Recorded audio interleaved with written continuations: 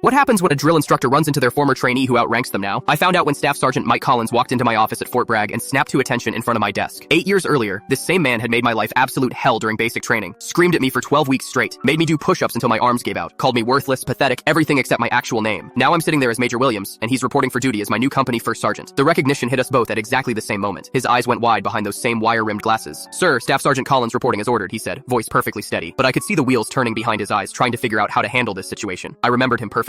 The guy who'd thrown my footlocker across the squad bay because my socks weren't folded correctly, who'd made me recite the soldier's creed while doing jumping jacks in the rain. "Take a seat, First Sergeant," I said, gesturing to the chair across from my desk. "We need to discuss your new assignment." He sat down, still maintaining perfect military bearing, but I caught him stealing glances at the nameplate on my desk. "You were Platoon 3rd Charlie Company, weren't you, sir? Summer of 2016? His voice was careful, professional. "That's right. And you were the drill sergeant who told me I'd never make it past my first deployment." The room went quiet. I could hear the air conditioning humming, footsteps in the hallway outside. This was either going to be incredibly awkward or surprisingly professional. Collins cleared his throat. "Sir, if my previous instructional methods create any issues with our working relationship, I can request a transfer to another unit. I'd understand completely." That caught me off guard. Here was this man who terrorized me as a recruit, now offering to transfer because he was worried about making me uncomfortable. The irony wasn't lost on either of us. "First Sergeant, do you remember what you told me the day before graduation?" He looked confused for a second, then his expression changed. "You'd asked to speak with me privately after evening formation. I told you that the only reason I was so hard on you was because I saw potential, that you had leadership qualities but needed to develop mental toughness. You said the Army would either make me or break me." "Exactly. And which one happened?" I gestured around the office at the rank insignia on my uniform, the awards on the wall. "You made me, First Sergeant. Everything I accomplished started with what you taught me in basic training." His shoulders relaxed slightly. The formal military bearing shifted into something more genuine. "Sir, I've been doing this job for 15 years, trained over 3,000 soldiers. You're the first one who came back to tell me it actually worked." We spent the next hour going over unit operations, deployment schedules, personnel issues. The conversation flowed naturally. He was still the same direct, no-nonsense leader I remembered, just focused on different problems now. As he got up to leave, Collins turned back toward my desk. "Sir, permission to speak freely?" "Granted. That scared kid from basic training?" He turned into exactly the kind of officer I hoped he would. "I'm proud to serve under your command." 3 months later, our company deployed to Syria. Collins ran the enlisted side flawlessly while I handled officer responsibilities. We made an incredible team because we understood each other's strengths and weaknesses. During our welcome home ceremony, my wife asked how Collins and I worked together so well. I pointed to where he was standing with the other senior NCOs, helping soldiers reunite with their families. "That man taught me everything I know about leading soldiers," I told her. "Some lessons just take longer to appreciate than others." Collins caught my eye across the crowd and gave a subtle nod, the same respectful acknowledgement he'd given me that day in basic training when I'd finally earned his approval. Last month, he got promoted to sergeant major and transferred to run basic training operations. His first email to me was simple: "Time to train the next generation of leaders. The cycle continues."